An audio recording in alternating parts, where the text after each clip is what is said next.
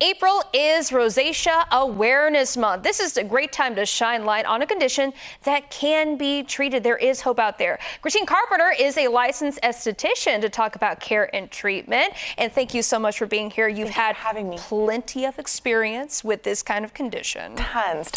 Yes. So, okay, let's just walk us through rosacea for those of us who really don't know what it is. How does it come about? So it's an inflammatory condition that happens in the skin. We all have, creepy to say, these little mites on our face, right? They do healthy, wonderful things. However, in people with rosacea or excessive inflammation, you have more of them, right?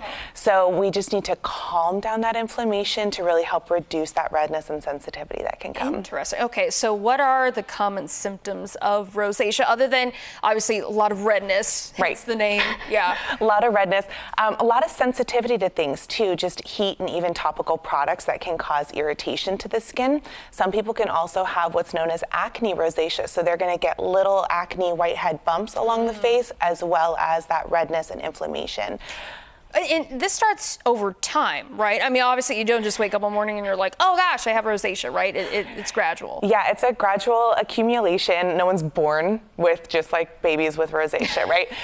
So it is a gradual accumulation on the skin, but different factors in our life can have a huge change on these things too. Things, dietary habits, even environmental changes, pollution, spending more time outdoors, things like that can cause more of that inflammatory response in the skin. And it also affects your nose too. That's also a common characteristic of rosacea, right? Biggest area is going to be the nose, cheeks, and then also the chin can start to come into play there as well. Wow, okay. And sometimes this can be not only a painful, right, condition, but it kind of, embarrassing because it's not something that's very sightly, right?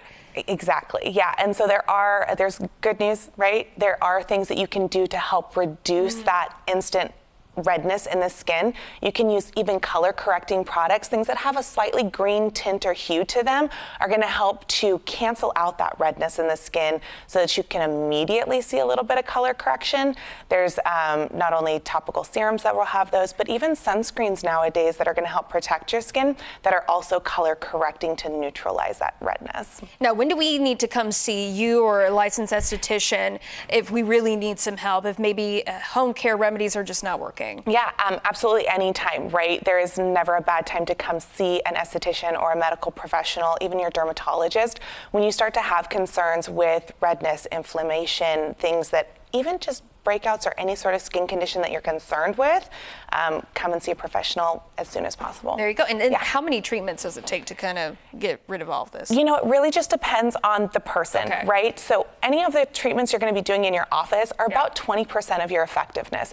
80% is what you're doing at home. So making sure that we have our good, proper skincare routine that we're doing, as well as like for rosacea, limiting hot showers and even hot yoga, steam rooms, things like that. Making sure that you can have a humidifier in your room to get more moisture into your skin, especially during these drier winter months leading into spring. We have our heaters on, and then we have we're taking a lot of allergy medicine, so you've got a lot more dehydration. So humidifier in the room, less heat exposure in your and then showers. Sunscreen, you said it. That's something so simple to do. Absolutely. And making sure that your sunscreen is either mineral-based, because zinc is great for reducing inflammation, but then also to making sure it has infrared protection. We want to make sure that we have that heat response locked down so that we're not contributing to more of that inflammation on the skin. Christine is the girl to go see if you have any troubles with your skin and rosacea. Again, thank you so much for talking to us about